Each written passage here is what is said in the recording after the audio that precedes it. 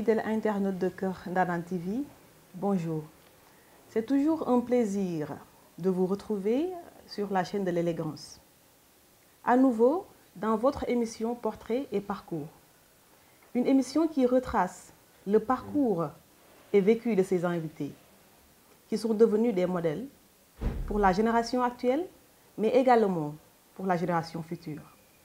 Nous avons aujourd'hui l'immense plaisir de recevoir sur ce plateau Madame Fatou Matar Diop, candidate à la mairie de Sicap Liberté pour les élections locales de 2022.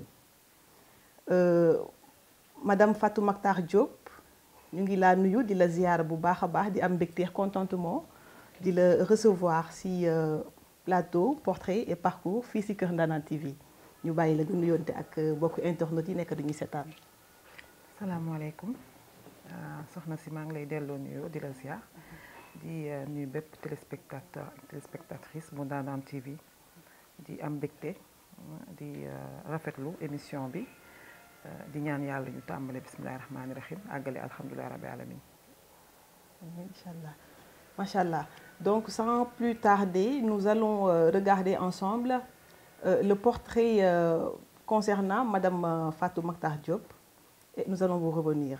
Diplômée des grandes écoles supérieures du Maroc et de la France en management et marketing, cadre supérieur en communication et relations publiques à la Promoville, directrice générale du comptoir du Maroc, vice-présidente de l'Association des femmes francophones du Maroc, experte consultante en commerce international, pièce maîtresse de concertation de l'OEC durant le sommet de la francophonie, secrétaire générale de l'Association des femmes leaders issues de la diaspora sénégalaise, membre du collectif des usagers de l'autoroute, membre de l'Association mondiale des femmes chefs d'entreprise, membre fondatrice de l'ASC Tout-Puissant de la Liberté 6, l'ancienne internationale du basketball se lance dans la politique et est candidate à la mairie de Sicap Liberté pour les élections locales de 2022.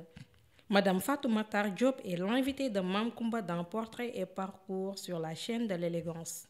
ñoo ko gisandoo portrait bi nga xamante ni moom moo doon ñu indil ki nga xamante ne moom moo di Fatou Matar Diop muy une femme de développement di bu nga xamante ne macha allah ku amal njëriñ société am la mën nañu wax ndaxte ku nga xamante dafay engagé wu à ce que li nga xamante ne moom mooy la jeunesse kenn ku ci nekk ci li nga xamante ne moom mooy à l'aise donc genre nit ñu ñooy bu ñu leen amee ci société mbégte ak contentement rek lañu ci am vraiment parce que ay symbole lañu ay monument lañu ci fi nga xamante ne moom mooy cette nation muy la nation sénégalaise une vraie battante macha allah loolu la ñu jot a jàng ci soxna Sile donc pour gën a mën a dugg ci li nga xamante ne moom moo di ci suñuy émission mooy ñu entrer carrément ci li nga xamante ne moom mooy parcours Fatou Matar Diop.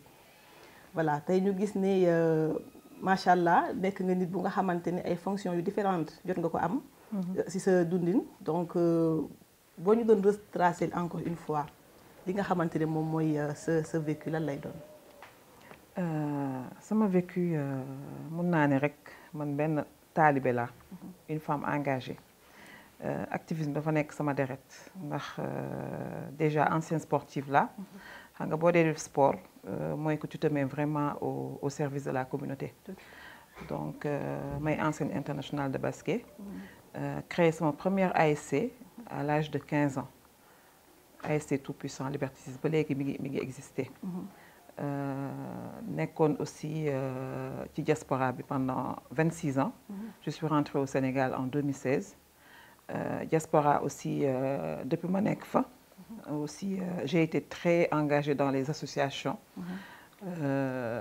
bokkoon naa ci UGESM Union Générale des étudiants sénégalais du Maroc occupé foofu poste trésorière générale je suis partie au Maroc en 90 donc 92 laa intégré association bi association boobu aussi dugal ma Sésame c'était la confédération des étudiants stagiaires africains du Maroc képp kuy étudiant africain au Maroc da nga ci bokkoon ñu def ma fa aussi ma nekk secrétaire général en même temps yore trésorière générale Sésame bi bu loolu weesoo aussi bi ma paree sama jàng ñibbi si Sénégal liggéey fi 2 ans à Mobil Oil Sénégal après sëy delluwaat Maroc bi ma fa delloo aussi ñu intégré waat ma waat si association bi nga xam ne liggéeykat yi ñoo ko yore muy sénégalais yi nga xam ne képp sénégalais buy liggéey Maroc da nga bokkoon ci association boobu ñu jox ma tout ce qui était responsable des femmes ma nekk aussi représentante consulat dëkk bi nga xam ne foofu laa mujjee woon dëkk Tanger maa ngi fa dëkk de 2001 jusqu'à 2016 année bi may ñibbi Sénégal maa fa nekkaloon aussi consulat donc lépp loo xam ne sénégalais dañ ci amoon problème man maa ko doon lijjanti ambassade maa fa doon seen point focal consulat bi aussi maa fa doon seen point focal donc pour te dire durant tout mon parcours loolu rek laa xam développement engagement associatif Sénégal aussi en 2010 bi ñuy def assise des migrants à l'époque c'était avec président Ablaye Wade j'étais venue représenter le Maroc ñu def benn rencontre bu mag au King Fahd ci rencontre boobu ñu seetlu ne que vraiment diaspora bi léegi jigéen ñi dañ fa am taxawaay bu rafet madame Dioro Ndiaye moo doon coordonné événement boobu à l'époque moo doon moo neen secrétaire général OIM organisation internationale de la migration ma def fa benn conclusion wax vraiment taxawaay jigéen ñi ni mu toll ci diaspora ak intérêt bi nga xam ne ñu ngi koy indil non seulement dëkk yi ñu nekk ak Sénégal gi ñu soqeekoo wax nag ni proposer il faut que ñu créer benn plateforme boo xam ne képp kuy jigéenu diaspora dañ fa war a dajaloo réfléchir à travers des stratégies de développement xool nu ñuy participer suñu développement dëkk bi ma defee conclusion boobu nag Dioro Ndiaye approché ma ne ma il faut plateforme boobu nga teg nga créer ko ñun ñu jàppale la nekk sa gannaaw donc ci la ñu créé association des femmes leaders issues de la diaspora ma nekk présidente bi ba 2016 ma ñibbisee Sénégal définitivement État du Sénégal engagé ma à travers le programme de modernisation des villes du Sénégal Promoville ci laa ne damay bàyyi sama ndombay tànk associative parce que mënatuma day am conflit d'intérêt ak li ma nekk ci association bi femmes yi bañ ne ma non doo bàyyi mais dañ lay jox secrétariat général bi ba pare texte adjoint sa wet boo xam ne dina la jàppale ci liggéey bi ma nangu donc depuis 2016 maay secrétaire général association des femmes leaders issues de la diaspora ñibbisi bi tamit comme ñibbisi naa Sénégal te man engagement rek laa xam ak association bi ma ñëwee aussi bi ñu créé collectif des usagers de l'autoroute sama ay xarit nekkoon ci xam aussi sama engagement ci communauté bi ñu boole ma ci ñi nga xam ne ñooy membre fondatrice yi ma nekk ci biir collectif boobu di fa liggéey aussi ak ku mel ni Cheikh Omar Sy ancien député Demba Makalu mi nga xam ne actuellement moom mooy présenté au niveau des Sacré-Cœur Bachir Fofana mi nga xam ne aussi présenté wu na mairie au niveau de Wélingara donc pour vous dire que man société bi rek moo ma ñor Sénégal moo ma ñor développement moo ma ñor ci loolu aussi la ma benn association de jeunes boo xam dafa nekk ci quartier bi ñëw approché ma ba élection yi di waaj a ñëw. xam naa foofu. dinañ fa dugg après. mais tey bu ñu doon wax par rapport ak programme de modernisation des villes du Sénégal. mooy Promoville. foofu carrément lan moo fa nekk sa taxawaay. En fait Promoville je m'occupe de tout ce qui est communication et relations publiques. Promoville c'est un programme boo xam ne président de la République moo ko initié en 2016 bëgg jàppale gox-goxaat yi ci développement jàppale leen ci infrastructure jàppale leen ci voirie jàppale leen ci assainissement eau pluviale jàppale leen ci aménagement paysager jàppale leen aussi si des aménagements connexes par exemple fépp foo xam dañu fay intervenir am benn école boo xam ne soxla nañu yokk fa salle de classe am école boo xam ne yokk nañu defal ko pavage am école boo xam ne jar na mur de clôture bu ñu defaraat ko wala femmes yi soxla des cases de foyer des femmes wala jeunes yi soxla des infrastructures sportives de base donc lépp fépp fu ñuy jaar dañuy xool lan la jeunes yi soxla lan la femmes yi soxla lan la mag yi soxla ñu jéem a xool ñu leen di appuyer donc man di may dugg ci programme bi c'était en phase pilote programme budget consolidé d'investissement de l'État rek ñoo doon joxe investissement benn bailleur ñëwagul woon yàlla jàppale ñu ak suñu réseau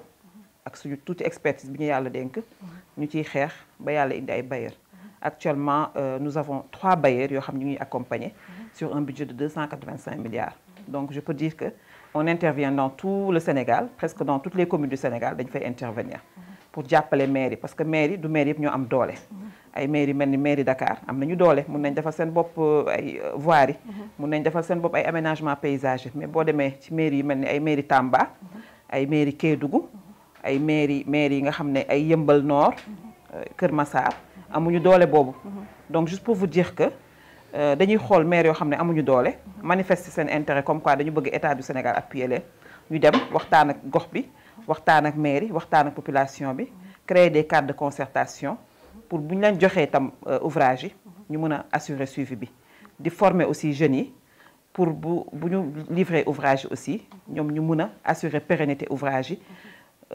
profiter waale am ay formation amaale liggéey donc Promoville daanaka loolu lay def te man dama nekkoon ci communication relation publique donc tout ce qui était cadre de concertation recherche de bailleurs tout ça on travaille là-dessus te yàlla jàppale nañu 2016 bi ñuy jël budget bi état rek moo ñu doon accompagner actuellement am nañu BAD ñëw na pour 85 milliards BID ñëw na pour 89 milliards y a Badea qui va venir aussi pour un autre investissement donc mun nañu wax ni daal expertise bi ñu yàlla dénk daal ak suñu réseau suñu borom jàppale nañu ba fi mu nekk ni Promoville Sénégal yëpp ñoo ko soxla. Sénégal yëpp ñoo ko soxla mu mel ni am na quelques localités yu nga xamante ne dañoo anticiper par rapport à la chose. C'est-à-dire am na localité yoo xamante ne dañuy def cotisation par kër voilà pour def ay pavage genre est-ce que nekkul na dañoo war a xaar wala ñoom ñu ngi ci mouvance bu baax bi. Enfin moi je crois que jamono fi mu toll. il faut que nit ñi privilégier approche communautaire. il faut que ñu jéem a xool aussi lu mel ni Tëngéej par exemple ñun bi ñuy def Promoville dafay intervenir. mi ngi fay intervenir ci phase état. phase pilote bi phase BID bi aussi ñëw nañ fa di fa intervenir. même kii bi ni ñu koy waxatee kii bi. le canal de Rufisque Ouest Promoville moo koy defar avec l'investissement de la BID pour vous dire mais ñun ci waxtaan yi ñuy am ak ñoom am na ñu jot a organiser en association ba ñu commencé defar seen ay pavage fu mel ni Jokkul fi mu nekk nii waaye Jokkul organiser wu nañu ba di def pavage traditionnel bi ñu ngi def pavage traditionnel bi di ci former waale aussi ay jeunes pour ñu mën a def intervenir aussi si yeneen gox yi au niveau de Tëngéej parce que comme ni nga ko xamee état mënul intervenir partout su la wanee yoon yow tam yaay xool nan ngay organiser woo ba jéem a xool nan ngay jàppale sa gox donc loolu ñu koy rafetlu te man vraiment ni ñu koy waxatee activités yi moom noonu laa bëgg léegi xale yi di ci réfléchir di jéem a xool nan nañu jàppale seen dëkk bañ a xaar dëkk bi ñëw di la jàppale surtout ci gox-goxaat yi ñu gis également vous êtes directrice ou vous étiez directrice générale du comptoir du Maroc. waaw loolu bi ma nekkee Maroc la woon. waaw je fus directrice générale de comptoir du Maroc. di lëkkaloog benn structure bu mag au niveau du Maroc bu ñuy woowee Maroc Export. Maroc Export tout ce qui est entreprise privée. ak entreprise publique yi nga xam ne semi publique la semi privé. dañ leen doon jàppale pour ñu ñëw investir en Afrique. donc ñun à l'époque ñun ñoo fexe woon ba entreprise marocaine yu bari ñëw intervenir Sénégal. parce que suñu cabinet dañ ko joxoon exclusivité ñu def étude bi. parce que gisoon nañ ni que Afrique presque ñëpp a ko suscité woon dans les années 2010. tous les pays européens yi nekk ci zone méditerranéenne bi mel ne Espagne France. ñu bari dañu gis ne que Afrique am na ouverture am na opportunité ñuy ñëw entreprise marocaine yi aussi gis loolu aussi commencé aussi di ñëw di investir Sénégal mais il y avait beaucoup de problèmes donc ñu confier ñu étude bi à l'époque pour ñu xool lan mooy problématique pourquoi entreprise marocaine yi mënuñu installé wu Sénégal comme il faut bi ñu defee étude bi ñu def conclusion organiser les assises Maroc-Sénégal c'était mon cabinet à l'époque comptoir du Maroc ak Maroc Export ñoo ko organisé woon benn événement bu mag en 2013 même président Macky Sall moo ko présidé woon parce que Maroc fut l'invité d'honneur de la foire internationale de Dakar. donc il organisait assise on a fait venir 61 entreprises marocaines si zone yëpp zone stratégique yëpp ñi nekk dans l'énergie ñi nekk dans la production ñi nekk dans l'agriculture dans le BTP secteur stratégique porteur yi nga xam ne yëpp dafa amoon opportunité ñu étudier ko xëcc aussi ay entreprises sénégalaises créer link bi pour ñu xool nan la ñuy jàppalante ba jël expertise marocaine bi ak expertise sénégalaise bi def ko benn joint venture 50-50 ba xool nañ leen ciy génnee donc ci la entreprise marocaine yu bëri ñëw installé wu Sénégal. ni ouverture bu am solo. waaw ouverture bu am solo. banques yi ñëw nañ fi am na banque marocaine ñëw installé wu fii des entreprises yoo xam dañu nekk dans le BTP ñi nga xam dañu nekk aussi dans l'électricité ñoom ñëpp ñëwoon nañu ba créer link bi donc je peux dire que 2013 la fi entreprise marocaine yu bëri commencé ñëw di installé wu Sénégal. di lëkkaloog ay entreprises sénégalaises vraiment pour créer benn valeur ajoutée. Et ça, c'était vraiment le fruit de la collaboration entre Comptoir du Maroc, bien que l'a dirigé, et Maroc Export. Également présidente de l'association des femmes francophones du Maroc. Voilà, le pays Maroc parce que Maroc pays arabe là, mais dañu tolloon benn jamono boo xam ne y avait vraiment beaucoup de femmes francophones yu fa nekkoon surtout ay jabaru diplomates. Donc elles avaient vraiment des problèmes d'intégration. Parce que les Marocains, si vous làkk tubaab nekk dëkk ay France ak yeneen dëkk yi c'était pas très évident de ñëw intégrer ci dëkk bi. Donc comme elles avaient beaucoup de problèmes, donc on a pensé vraiment à l'époque avec le consul de France créer une association des femmes francophones. Consul de France moo doon parrain bi d'office de fait bu ko defee képp koo xam ne da nga jóge ci yeneen dëkk yi di làkk tubaab ñu dajale à travers une plateforme non seulement pour créer benn réseautage j'appelle aussi pour faciliter cette intégration au niveau du Maroc. Donc, moi, je fus la vice-présidente de 2003 en 2007. Voilà. Machallah, mon parcours bu am solo. Également experte consultante en commerce international. Alors, une expertise bu ñu yàlla dénk la. Ndax man j'ai un diplôme en marketing management, option commerce international. Mais exercer Maroc. Dans le privé. Donc jamono jooju aussi ñu gis ne que au niveau de notre cabinet il y avait beaucoup d'entreprises étrangères espagnoles françaises yu doon ñëw di installé wu Maroc ñu bëri dañ doon bëgg di egsi Afrique mu amoon nag tuuti difficulté donc ci lañ ma jël recruter ma ci benn cabinet FIDET donc fiduciaire du Détroit FIDET ñoo ma jël comme experte jox ma dénk ma côté Afrique bi may dem di créer des événements pour vraiment faciliter intégration yenn pays yi nga xam ne dañu doon ñëw Maroc di fa intervenir la plupart c'était des entreprises espagnoles donc bi ma ko defee nag après ci lañ ma encouragé créer carrément une cellule Afrique au niveau du Sénégal ma ñëw di leen fi représenter ak tout ce qui est Afrique de l'Ouest parce que Sénégal boo fi ubbee entreprise da ngay am opportunité mun a investir dans la zone UEMOA donc suñu expertise moo ñu jàppale ci yooyu yëpp ñu accompagner vraiment beaucoup d'entreprises à l'époque ba comme ni ngeen ko xamee aussi actuellement il y a beaucoup d'entreprises espagnoles yu intervenir au Sénégal des entreprises françaises te loolu mun naa ni suñu installation ak expertise bi ñu yàlla dénk moo ko yombalaloon ba tax vraiment loolu am donc ñu koy sant yàlla. muy taxawaay bu am solo. Présentement vous êtes secrétaire générale de l'association des femmes leaders. Tout à fait. Je suis toujours la secrétaire générale. Donc je fus la présidente quand l'association a été créée, cooptée par Madame Ndiaye Dioro, ba léegi may profito ci plateau bi di ko sargal parce que vraiment elle a beaucoup fait pour la migration, elle a beaucoup fait pour les femmes et elle continue encore à faire pour les femmes.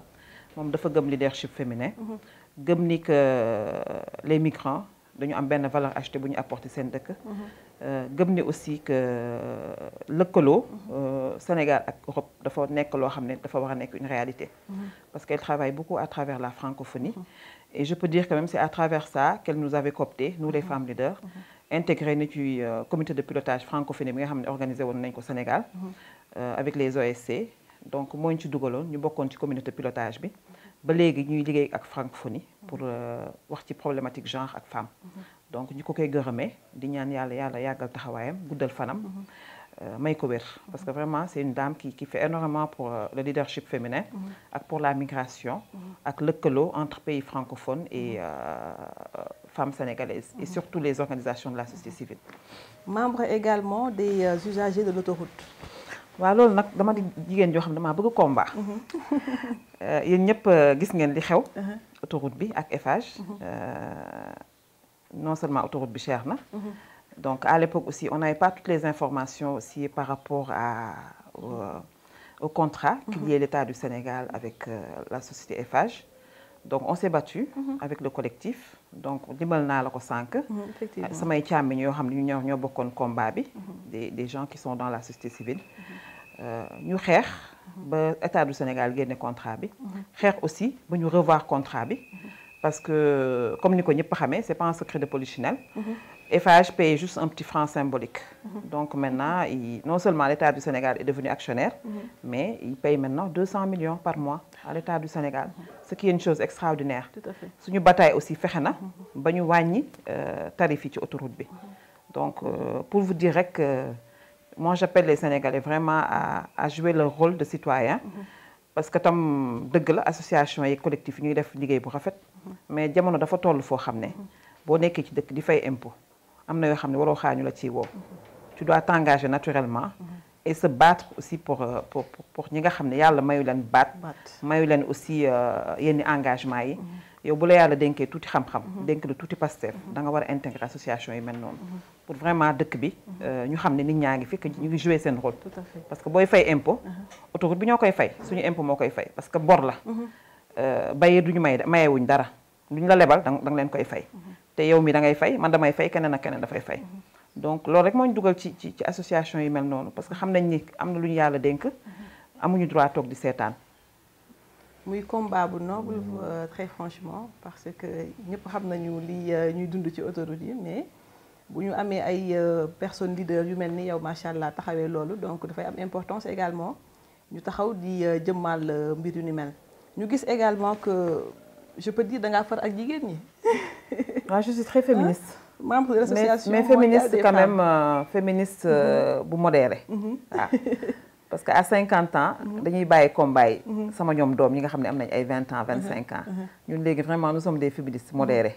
Voilà ñu gis nga nekk également membre de l'association mondiale des femmes chefs d'entreprise.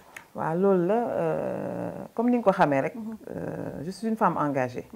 et yàlla def na aussi bu ma nekkee Maroc aussi je faisais partie de l'association dama fekkee ñuy sanc association des femmes chefs d'entreprise.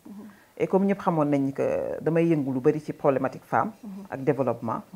donc à l'époque la présidente bi nga xam ne moo ko sancoon Leila Miyara c'était une grande amie boo xam ne je travaillais beaucoup avec elle dans le cadre de notre cabinet. Et je fus aussi la première africaine à ouvrir une galerie d'art au Maroc. Ça, j'ai oublié de vous le dire. Déjà. Donc, le Maroc, maïs sénégalaise africaine, il faut dire qu'au galerie d'art. Donc, c'était une structure que j'avais créée. Di lawal objet d'art africain sur le Maroc. J'étais grossiste. Voilà. Et je participais aussi des foires sur l'international pour wane art africain. Voilà. Donc ñu xamoon ma ci loolu aussi moo tax ba ñuy sanc AFEM association des femmes chefs d'entreprise du Maroc ñu dugal ma ci. donc ci AFEM boobu lañ ma dugalee aussi ci association mondiale des femmes chefs d'entreprise. donc waa Maroc ñoo ma ci dugal. waaw macha allah muy lu am solo parce que am na solo également nit bu génnee fépp fu mu mënti dem di représenter li nga xamante ne moom mooy askanam dafay am importance. pour ñu amee affaire ak genre nit yu ni mel ci société yi. Donc, on constate également membre fondatrice de l'ASC Tout-Puissant de Liberté 6. waaw loolu foog naa wax naa ko au début. man sportive nee la. sama yaay bopp la dëkk. donc bopp ak centre de bopp. ñëpp xam nañ centre de bopp centre de formation la. képp kuy bopp waa. dëkk bopp. bopp centre de bopp ngay fowee. donc fa laa daan dem vacances. samay vacances scolaires. mais mën naa ne vacances scolaires yëpp centre de bopp laa ko doon passé. parce que centre de bopp non seulement dañ fa doon jàng dañ fa daan théâtre di fa def sport di fa jàng ay couture di fa jàng ay coupe di fa jàng lu bari daal donc vraiment mun naa ni sama enfance foofu laa ko passé donc basket bi je le faisais naturellement donc dëkk Sicap bi ma ñëwee aussi tombeek aussi ñuy soog a créer Sicap basket club ma intégré Sicap basket club année bi ma ko intégré comme c'est une petite équipe ci année bi ñu nekkoon ñu góorgóorlu vraiment ba yàlla yóbbuñu première division. donc je fais partie de la génération bi nga xam ne ñoo yóbbu Sibac en première division. et comme dama bëggoon sport aussi. ak sama benn xarit ndeysaan Malick Diop ndem si yàlla si. frère Cheikh Sadibou Diop Kabila la bi nekk M23 ñun ñaar ñoo créé woon ASC Tout Puissant yàlla na ko yàlla yërëm ñun ñaar ñoo ko créé woon mais l'ASC jusqu'à présent ça existe et ça j'avais 15 ans 15 ans voilà bi ma koy créé donc mu nekk benn transition pour dugg ci phase bi nga xamante ne moom mooy phase sportive bi nga xamante ne doonoon nga ko donc bu ñu constaté avec diplôme yi nga am macha allah et na nga doon cumuler li nga xamante ne moom mooy étude on a appris également que vous étiez ancienne internationale de basket ak diplôme yi macha allah coomo du ko am donc ni nga réussir ba accumuler ñaari phase yu xaw a différentes yooyu en quelque sorte pour montrer à la jeune génération également que ne on peut cumuler et les études et le sport. Tout à fait mais bi ma commencé di gën a sori sama jàng commencé woon na ma poser problème parce que comme ni ma la waxee c'est en 90 que je suis partie au Maroc année boobu la am bac bi ma demee aussi chaque année dañuy organiser Maroc genre tournoi africain boo xam ne dëkk yëpp yi fa nekk dañuy ñëw di football si ak basket il y avait deux disciplines il y avait football il y avait basket donc vacances su Pâques la daan tombel ñëpp ñëw jóge ci partout au Maroc pour ñëw def tournoi boobu yàlla nattu ma nag comme dama bëgg a basket te am na ñoo xamoon ne man basketteuse laa woon ñu intégré ma ci équipe nationale Sénégal bi foofu donc j'étais la seule fille ci équipe bi nga xam ne ay góor ñoo fa nekkoon am ñu doon ñëw yeneen équipe yu nekkoon Maroc ñëw di seetaan après benn Mauritanien ndeysaan ak moom laa defandoo loon sax Sésame Malé Semaga c'était un grand basketteur actuellement c'est le directeur technique du FUS benn équipe marocaine la bu mag du basket donc Malé moo ma remarqué ne ma dama la bëgg a dugal ci club ma ne ko non Malé fu mu ne nii mënu ma boole jàng bi ak basket bi mu ne ma non xam naa sa capacité li ma la gisee nii yaa ngi ci lu ne tu es capable d'intégrer un club en même temps continuer sa jàng effectivement mu intégré ma Crédit Agricole à l'époque may joué Crédit Agricole mais xam nga comme ñu Sénégal yàlla daf ñu suturaaloon ci basket dañu bokkoon ci ñi nga xam ne vraiment en Afrique on était bien ñu copté ma donc tous les week-ends presque dama doon am compétition et puis Maroc dëkk yi dañoo sori yantoo su ma demoon def compétition ci dëkk yi nga xam dañoo sori après lundi bi du ma jàngi mu commencé nag am impact sama jàng donc du coup je peux dire que j'ai joué qu'une seule année après ma arrêté basket bi continuer di jouer amatrice parce que c'était pas très évident voilà xam nga marketing man je fais partie vraiment de la première génération bu def marketing donc du woon étude yomb à l'époque voilà donc du coup j'ai pas pu tenir dama mujj lâché basket bi def amatrice continuer sama jàng muy li am solo parce que constat bi ñuy def mooy fii jeunesse bi pratiquement dañuy accentuer parfois ci sport ba mettre à côté li nga xamante ne moom mooy seen ay études et ça peut leur rattraper. C'est vrai xam nga li nouvelle donne bi léegi y a des internats yoo xam da ngay def sport études tu es dans l'internat ça c'est possible mais bu fekkee ne da nga dëkk feneen or fi ngay jàngee ba pare di def sport pour cumuler ko dafay metti mais le système la nouvelle méthode bi nga xam jël nañ ko léegi créer internat nga dëkk ci biir école bi di defaale sport ay yu mel ni ay jàmbaar ak yooyu loolu vraiment ça peut se faire parce que loolu rek ngay def jàng ak étude mais fekkee ne da ngay nekk étudiante boo xam ne bari woo xaalis comme man nekk une boursière soo wàccee dem sa kër da ngay ay togg da ngay jàng da ngay jóge fa sori aussi pour jël sa bus donc c'était pas très évident mais fekkee ne da nga nekk fi nga nekk milieu bi nga nekk fa ngay jànge en même temps di fa defee sport mun nga ci génn mais ñun à l'époque c'était pas très évident c'était dans les années 90 nga nekk dëkk étranger yow ngay sénégalaise xamoo sedd dem dëkk bi mu sedd guy nga war a xëy fajar ci lëndëm bi di jàngi soo wàccee aussi wàcc ci lëndëm bi war cee boole encore di basket war a dem marché war a togg sa biir kër di ayanteeg sa morom étudiant c'était vraiment pas évident muy parcours bu am solo macha allah est-ce que mën nañ ko laajee noonu lu la li nga xamante ne mooy sport lu mu la jot a apporter si nous pouvons poser la question ici. Enfin sport tu sais ñun on le faisait naturellement ñun defuñu ko woon pour xaalis pour te dire même bi may jouer Crédit Agricole j'avais pas demandé d'argent donc dama jékki-jékki weer bi dee rek ñu indi ma benn chèque xaalis bëri bu bëgg a dee pour vous dire donc nous le sport à l'époque c'était une passion tu le faisais naturellement voilà et jusqu'à présent c'est resté une passion ñun suñu génération foog na on n'était pas une génération boo xam ne on faisait du sport on faisait des compétitions pour gagner de l'argent je me rappelle à l'époque suñu demee entraînement sax ñu may la benn paquet ticket de transport da ngay kontaan parce que tu te dis vraiment lu bëri la quoi prouesse la ça nous suffisait mais léegi xale ils font le sport pour de l'argent voilà dem compétition pour de l'argent voilà mis à part aspect financier sànq dégg naa la sa biir wax lu la sport par aspect comportement waaw man nag je peux dire que sport moo tax tuxuma sport moo tax naanuma alcool sport moo tax taxawaaluma comme yéen di xale yi sama mborom de ma génération parce que nous non seulement dañu fonkoon sport bi mais dañu doon lekk en conséquence pour mën a nekk bien en compétition. Donc ça vous a apporté. Voilà tout à fait non je le dis à mes enfants je leur ai dit man dama xawoon nekk xale lu góor ay góor laa daan àndal te xam nga xale yu góor léeg-léeg ñu sàcc taal benn mégo fii di jàng di paasante cigarette yu mel noonu donc mais defuma ko parce que man xool moon ni dafa bon wala dafa baax mais je me dis que c'est quelque chose qui n'était pas bien pour mon sport day yàq aussi sama santé donc esprit boobu laa ci doon demee ce qui fait que j'étais même pas curieuse du ma ko sax jéem a xool parce que man su ma ko laalee nii rek day yàq sama sport alcool tam xam nga boo dëkkee Sicap dëkk ak ay catholique tu vois ngeen di dem ay feetu catholique yeeg yooyu nangam léeg-léeg gars yi ñam des trucs comme ça mais ñun on n'a même pas cette curiosité parce qu'on se dit que c'est quelque chose qui n'est pas bien pour notre sport ce dîner aussi da nga naan dañ la ko interdire donc t'es même pas curieux doo sa essayer tu vois donc dañu doon defal sport parce que dañu éduquer suñu waree xëy dem compétition suñu entraîneur day wër ci kër yi xool na tëdd nañ 8 heures ndax dañu war a yeewu fajar dem entraînement tu vois donc il y avait cette éducation là ce qui fait que vraiment man sport je peux dire que ça m'a énormément apporté daaw ma naan ataaya parce que pour man excitant la tout ce qui est excitant je touchais pas daaw ma lekk kaani ndax dama naan su ma lekkee kaani je serais pas bien en compétition donc loolu la ñu sport daan defal avant et loolu dafay topp sa éducation voilà day topp sa éducation et ba léegi moi je fais du sport parce que je suis une passionnée gisoo y a un terrain basket vers chez moi mais su ma wàccee l'après-midi dinaa dem basket ak xale au moins ay 30 minutes après ñu waa dugg sama kër pour vous dire c'est quelque chose boo xam ne c'est naturel voilà dafa bokk ci ñun tout à fait voilà bu ñu duggee ci sport ñu dugg ci phase beneen bu nga xamante ne moom mooy politique le nerf de la guerre voilà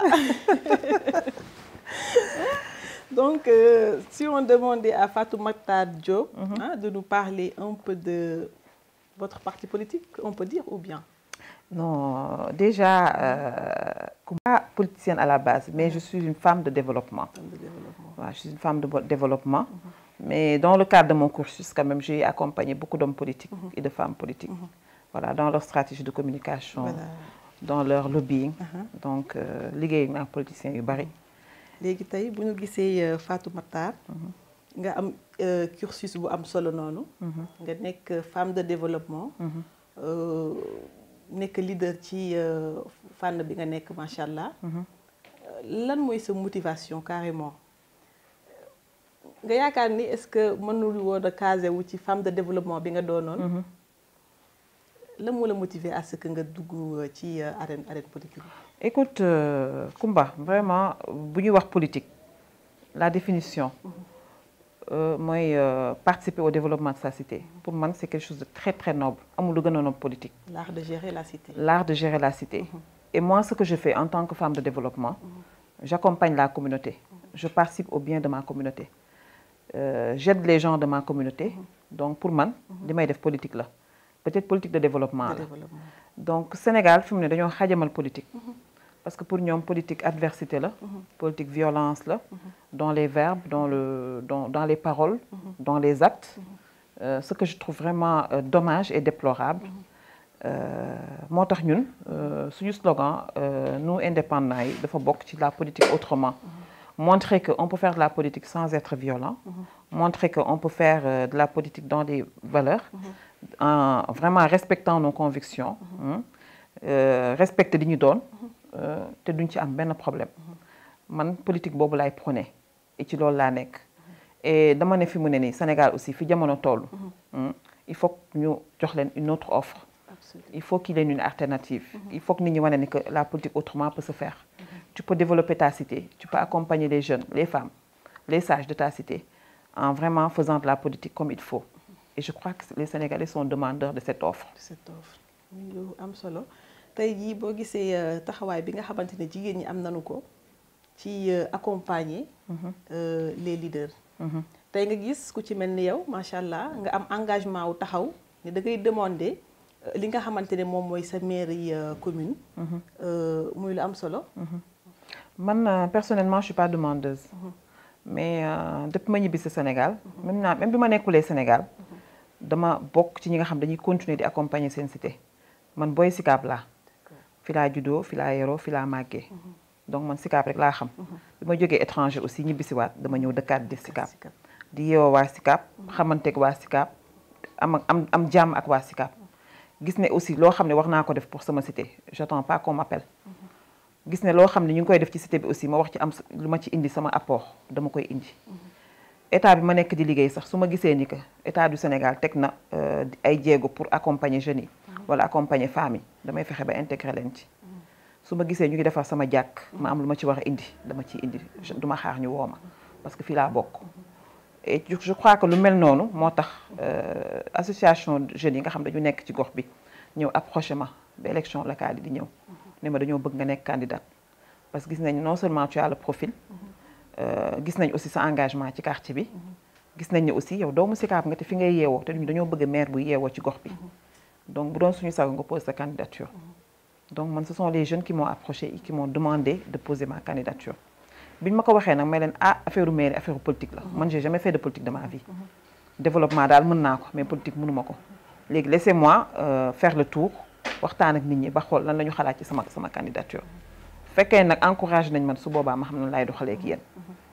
donc ci laa dem Sicap mairie Sicap jël plan de développement communal bi lire ko étudier ko xool lan mooy problème mu Sicap xool ndax man am naa lu ma ci mën a def.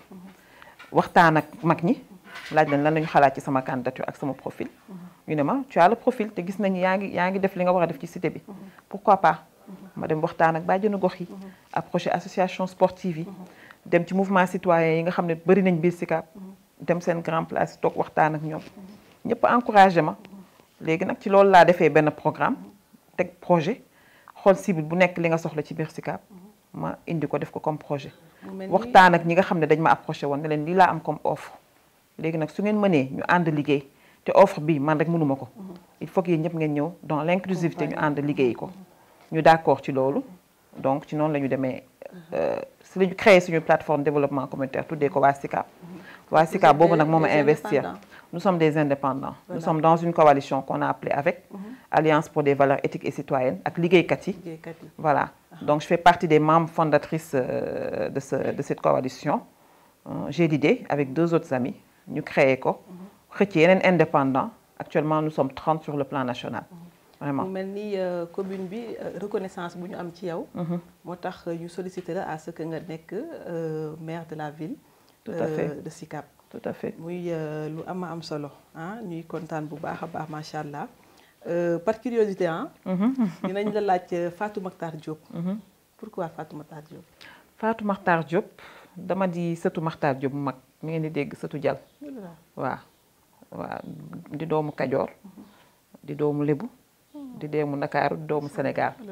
ba pare sama papa ñu tuddee ko Mactar Diop bu mag. sama turandoo aussi Mactar Diop bu mag moo ko jur ñu koy dàkkalante Fatou Mactar. voilà ma bëgg sama papa loolu nag. bëgg Mactar bi loolu nag. c'est super macha allah mu mel ni waxtu bi ñu mayoon mu ngi jeex.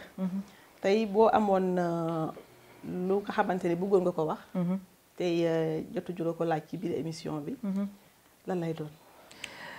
xanaa di woo képp koo xam ne sénégalais nga. di invité aussi candidats yi nga xam dañu nekk mairie. ma leen di wax rek Sénégal ñoo ko bokk benn bopp la kenn bu nu ko xar ñaar ku dem ba naan da ngay wutu mairie. su fekkee da nga bëgg sa gox. sa intérêt personnel taxul a jóg intérêt général moo la tax a jóg. donc ma leen di woo ñu bàyyi loolu xel. te xam ne fii lu ñu fi yàq ak lu ñu fi wax lu ñaaw. gox bi la ñu yàqal. lu ñu fi def lu ñaaw gox bi lañ koy defal. donc di leen woo ci non violence. di leen woo vraiment ci adversité dans la civilité. et vraiment ci anam bu rafet. élection la ñu jëm ñëpp a ngi xaar violence. donc violence mën na ñàkk su fekkee ni ñun prôné wuñ ko. ku nekk bu fekkee da nga def sa xel ni man dama bëgg a defar. doo woote violence doo wax ci violence doo dox ci violence. donc loolu laay woo képp kuy candidat di ci woo képp kuy sénégalais ku leen woo ci violence bu leen ko ci wuy ndax day fekk kooku bëggul ko xam ku leen woo ci violence bu leen ko wuy day fekk kooku dafa bëgg yàq ko xam donc bu ñu topp ñi yàq gox di wax aussi ñi nga xam ne aussi dañuy jël sénégalais yi foog ne sénégalais bu ne dafa am njëg di leen jox xaalis politique gu xaalis waratuñ ko def nañ def politique de développement xaalis boobu ngay jël di ko dajale di ko jox ay nit pour ñu tàccu la wala pour ñu ne la vive wala yow yaa fi ne amul solo nañ ko jël def ko ay projet jàppale ci jeunes yi jàppale ci femmes yi pour gox yi naat man loolu laay woo képp kuy politicien loolu laay waa képp kuy candidat ci loolu laa lay woo. macha allah muy lu am solo. Ce fut vraiment un immense plaisir de vous recevoir sur ce plateau de Portrait et Parcours. Dafay am solo également ay genre nit yu mel ni Fatou Mactar ñuy ancré wu ci li nga xamante ne moom mooy on peut dire la politique parce que c'est l'art de gérer la cité. Tout à fait, tout à fait. Par rapport ak yi ñu fi jot a énuméré yëpp loolu ku bëggul li nga xamante ne moom mooy société am du ko def donc appel à la jeune génération aussi de savoir que ne ñu ñuy jox ay yére di ñu tàcculoo di ñu dugal ci kaar yi di ñu yóbbu di ñu indi loolu nekkul lu nga xamante ne signe la buy tax société jëm kanam. ndaxte développement bu inclusif la ñu soxla. présentement parce que Sénégal toll na nag wax dëgg yàlla fu nga xamante ni dafay avancer. parce que ay at si ginnaaw am na pays yu nga xamante ne ñoom Sénégal moo leen devancé woon léegi tey ñuy toog Sénégal di lim pays yooyu ay pays comme ay références donc. complication dafay daal day am ñu wax la jeune génération que ni génération bu nekk dafa am mission am soit cette mission elle est accomplie soit elle est faillie suñu borom dafay def léeg-léeg leadership du si ñëpp lay nekk parfois dafa am ay doomu aadama yu nga xamante ne suñu borom dañ leen di indi uniquement pour ñu montrer nous la bonne voie tey nit yooyu bu ñu ñëwee taxaw am esprit de leadership je le répète c'est pas donné à tout le monde genre doomu aadama yooyu également dañ leen war a di accompagner à ce que ñuy porter combat yi parce que ay combat yu noble lay doon société war na toll fu nga xamante ne tey su ma amoon vraiment sañ-sañ bi les chefs d'entreprise les gens qui ont eu à marquer leur existence ñu nga xamante ne noo porter combat réaliser quelque chose dans leur société su ma doon joxe ay cartes yuy permettre nit di dugg ci politique je me dis que ñooñu laa koy jox parce que ay personnes de développement lañu dafay am solo ci société ñuy incarner ay valeurs yu sûres parce que génération yi dafay ñëw bii bu jàllee bii dafay ñëwaat te mënuñu lu dul copier li nga xamante ne moom lañ fi jot a gis donc dafay am solo ak importance bu baax a baax ñuy bàyyi xel ne société bi suñu société la mbooleem lu ñu fi def ëllëg ñun ñooy jël li nga xamante ne soit moom mooy fayeeku les pots cassés soit ñu porter li nga xamante ne moom mooy les fruits donc mbégte la woon ak contentement di dalal Fatou Mactar Diop di candidate à la mairie de Sicap Liberté pour les élections locales de 2022 fii si Kër Ndanane TV si seen émission bi nga xamante ne moom moo di Portrait et Parcours mbégte la woon ak contentement bu baax a baax macha allah on vous donne rendez-vous très prochainement incha allah pour un autre numéro de Portrait et Parcours d'ici là portez-vous bien. Merci à vous tous et je remercie également l'équipe technique sans oublier Lamine Fodé également Iba ci assistance bi yëpp macha allah bég nañu bu baax a baax ci accueil bi ak hospitalité bi ñu xam te ne fekk nañu ko fi di leen di jaajëfal di leen jox rendez-vous prochainement incha allah.